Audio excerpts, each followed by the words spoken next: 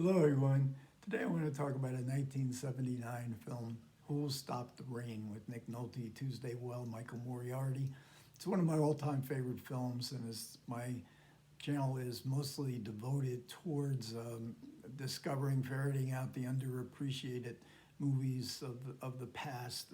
This might top the list of the underappreciated. It certainly was underappreciated when it first came out, but I think it's standing the test of time. It has more and more fans as the years go by, and for a whole variety of reasons. And a lot. And when I use the word underappreciated everywhere in this movie, both the novel, the actors, the movie itself, the director. It catches the zeitgeist of the late '60s. It was made in the late '70s. The story, though, it concerns the late '60s, beginning in Vietnam.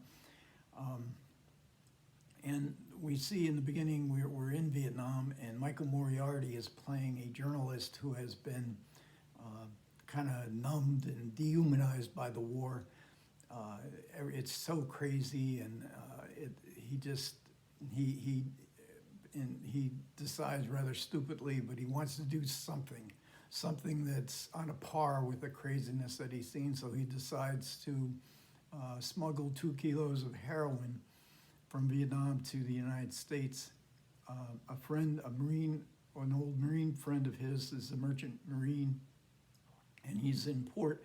So, and he's been smuggling grass. He's reluctant to take on heroin. He's never done it before, but this is a man who reads Nietzsche, The Adrenaline Rush. Okay, I'll do it for you. This, of course, is Ray Hicks, played by Nick Nolte, who is trim and good looking, and blonde hair slicked back. He does Tai Chi on aboard ship when they're out in the ocean.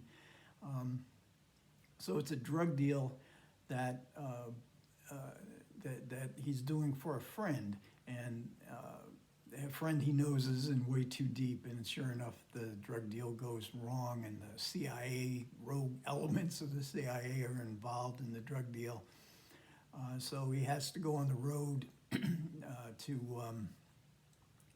Tuesday Weld plays Michael Moriarty's wife. She has not known Ray Hicks before, and she does not know anything about this drug deal. But as the violence erupts, they have to go on the road.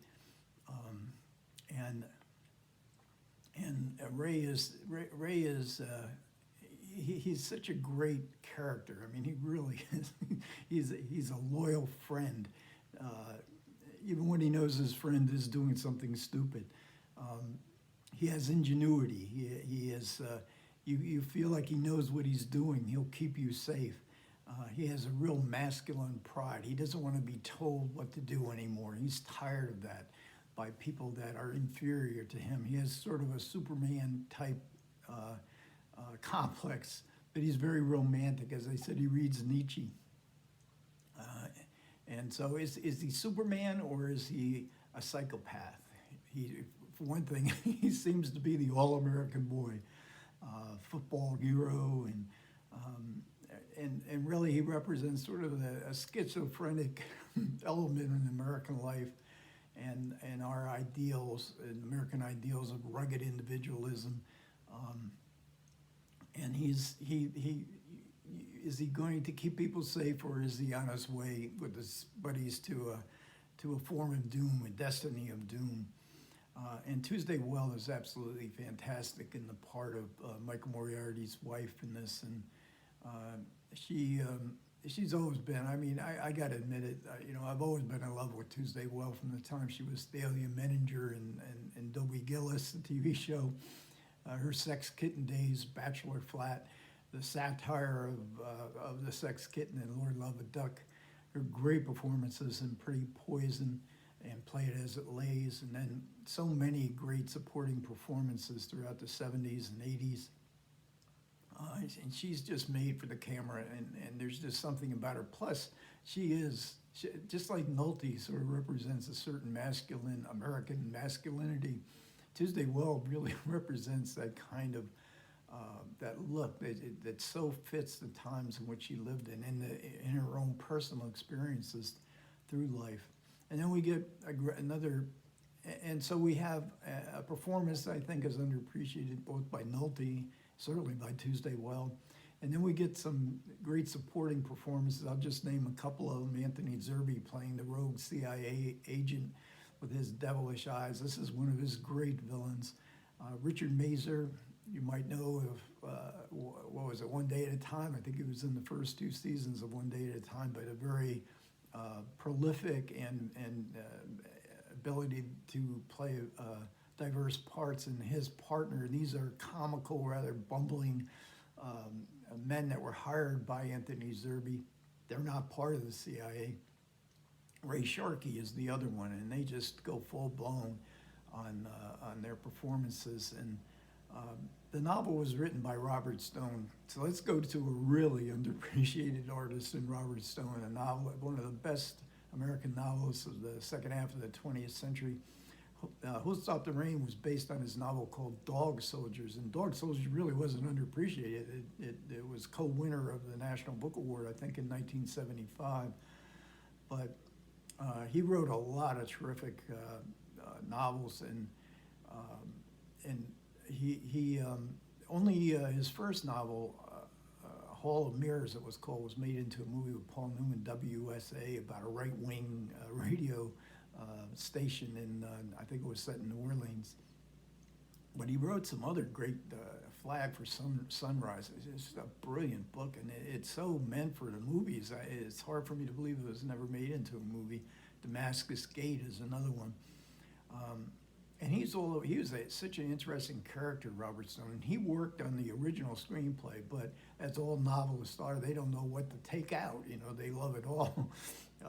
So then they did hire another screenwriter, Judith Raskow, who is in the supplements, interview with Judith Raskow in the supplements.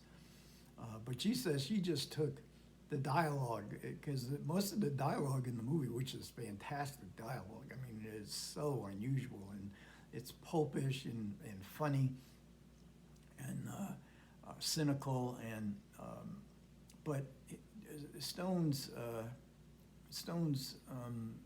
one of his main themes is the effect of the war in Vietnam on what happened in America in the 60s and 70s.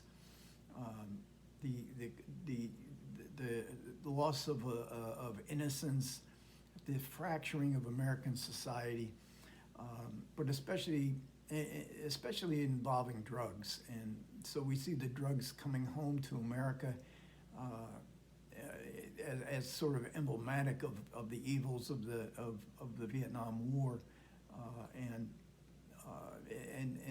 like heroin reaching into mainstream American families. We see a upper class a couple that just are dying to experiment with all these dangerous drugs, and there's some harrowing drug scenes. I'd forgotten how harrowing some of the night scenes are, the drug scenes are.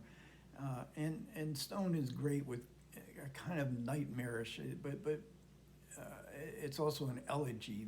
There's such a tone of elegy in it, the hippie disillusionment, but mostly it's the war. And in 1978, the war hadn't been popular to put. Well, the war was never very popular, but war movies were thought. This is before were thought not to be popular, or wouldn't be popular, before Apocalypse Now, before The Deer Hunter, before Platoon.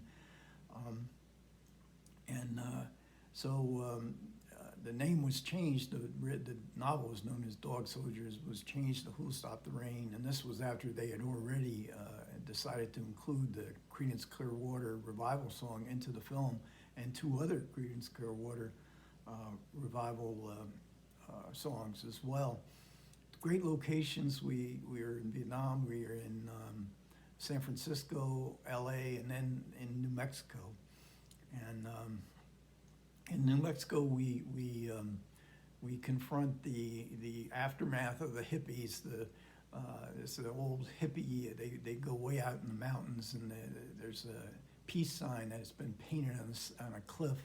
There's a Jesuit chapel that's been abandoned up on a hilltop, and this was a group that Ray Hicks had been a part of. And Robert Stone himself was a friend and part of the I forget what they were called, electric Kool-Aid or something, with Ken Casey with their experimentation with drugs and most notably with LSD in the '60s. And so the final act of the movie is played out in this place where they would have hippie celebrations, but of course now it's just in disarray. And the shootout, there's a great shootout in this film, and it's done at night by strobe lights and CCR music, and it's just, for me at least, a really powerful movie. Just very faithful to the novel, and the novel was really cinematic in its outlook, even to begin with. Robert Stone, very cinematic kind of novelist, and it has very much flavor of film noir. And there's a lot of great supplements in this release, and I'll just show you the back. This is Michael Moriarty, Tuesday Will, Nick Nolte. But the supplements are really good. I already mentioned the Judith Rasco supplement, interview with her, one with Roger Spottiswoode, who worked as sort of an associate producer scouting locations. He would go on to make a film with Nick Nolte, Under Fire, a couple years later. And then there's one with Richard Mazer, and these are recent interviews, and he looks back on the film, and he's one that likes the original Dog Soldiers more than Who'll Stop the Rain. But in the commentary by Daniel Kremer and Scout Tatoya, Daniel Kremer says he likes the Who'll Stop the Rain. I think both of them prefer the Who'll Stop the Rain. And I got to admit, even though I love Robert Stone, I love his novel, I like the Who'll Stop the Rain. And there's something about it. The rain is coming. Who's going to stop this nightmare? This is a great commentary. This, I think, maybe one of Daniel Kremer's best commentaries. I mean, he really, they discuss not just Who'll Stop the Rain, but the whole Vietnam movies, and how Vietnam was portrayed in movies, and how this differs from the other Vietnam movies.